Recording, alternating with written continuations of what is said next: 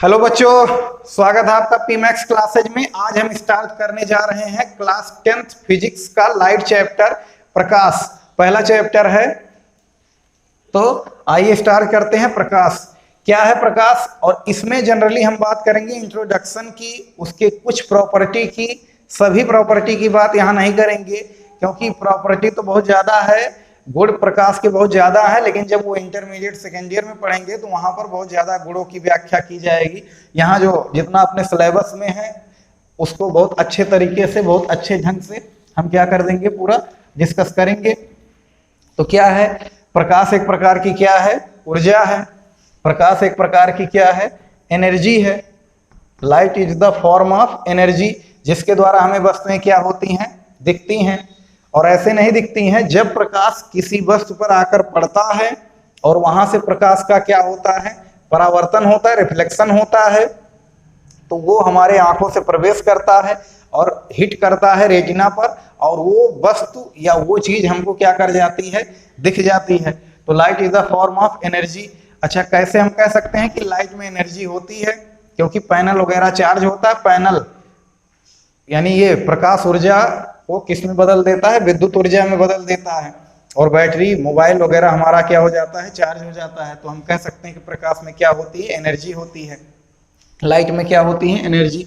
दूसरी चीज क्या, ये हमेशा स्ट्रेट लाइन में ट्रेवल करता है। लाइट हमेशा सीधी रेखा में चलता है। किस रेखा में? सीधी रेखा में, स्ट्रेट लाइन में ट्रेवल करता है। इसका क्या प्रमाण है, इसका क्या प्रूफ है? इसका यही प्रूफ है कि जब प्रकाश किसी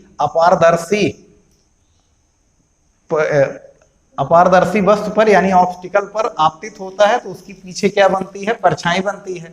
अगर प्रकाश टेढ़े मेढ़े मार्ग पर चलता है तो परछाई नहीं बनती, आकर प्रकाश वहां से बेंट हो जाता, मुड़ जाता, और उस जगह पर क्या हो जाता, उजाला हो जाता।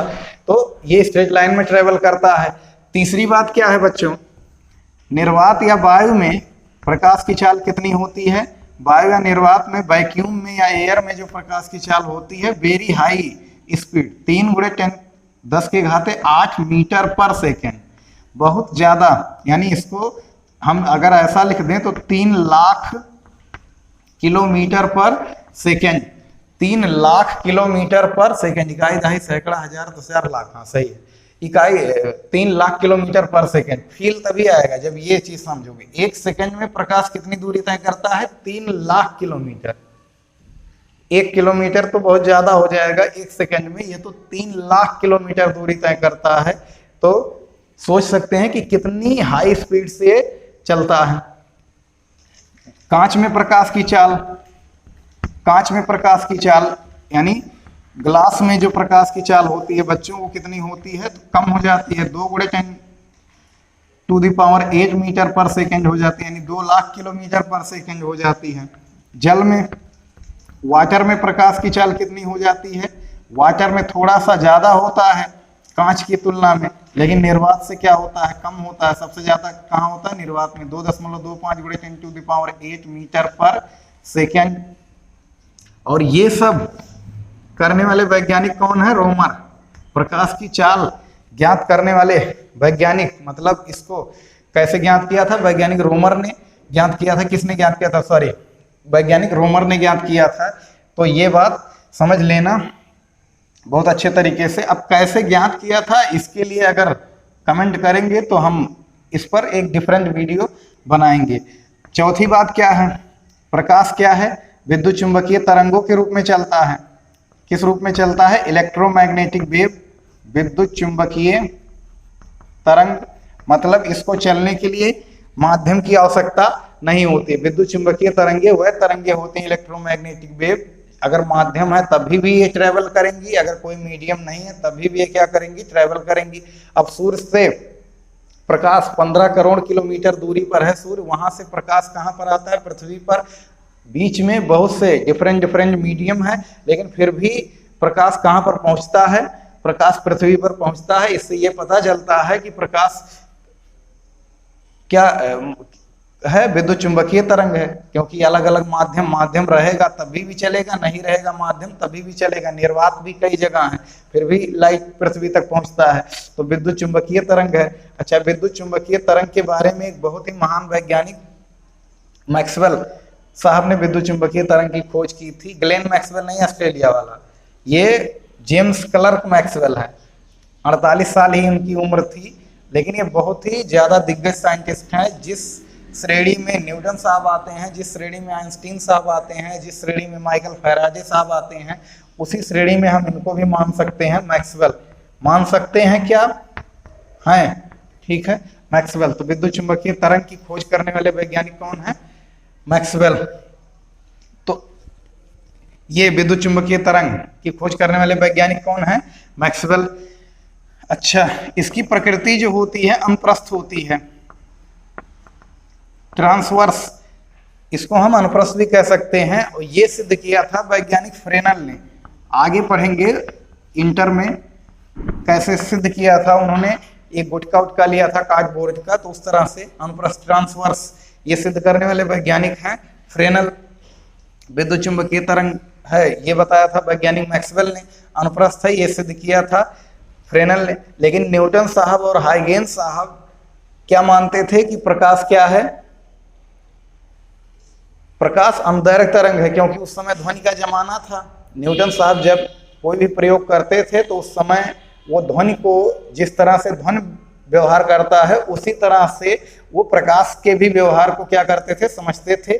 लेकिन फिर भी उन्होंने इनिशिएटिव लिया, पहल किया, तो ये बहुत बड़ी बात है, अनुप्रस्थ होती है। छठवीं बात क्या है कि सूर्य का प्रकाश पृथ्वी पर लगभग कितने देर में पहुंचता है? 500 सेकेंड।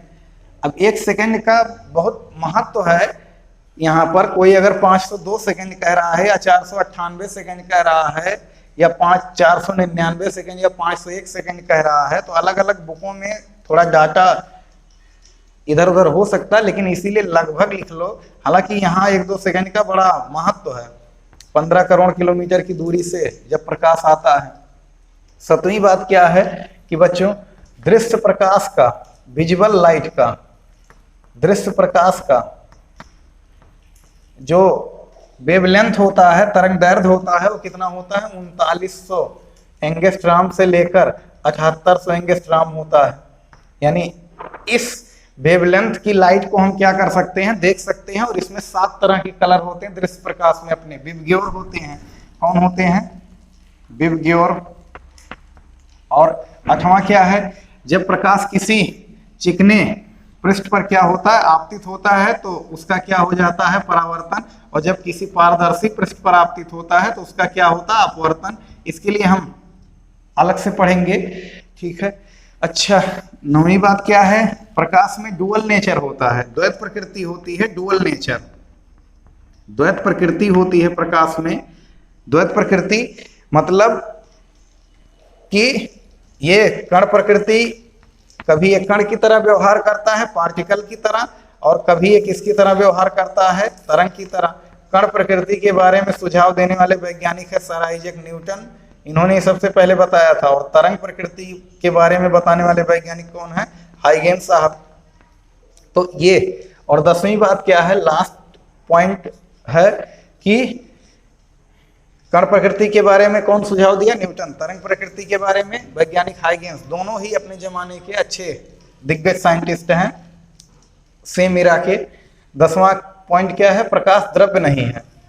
प्रकाश द्रव्य नहीं है, माने इसमें मासलेस है, इसमें द्रव्यमान नहीं है। लगता तो है कि यह स्थान घेरा हुआ है, लेकिन इसमें द्रव्य नहीं है। अगर ये द्रव्य होता तो जब हम इसमें चलते तो हमको क्या लगती?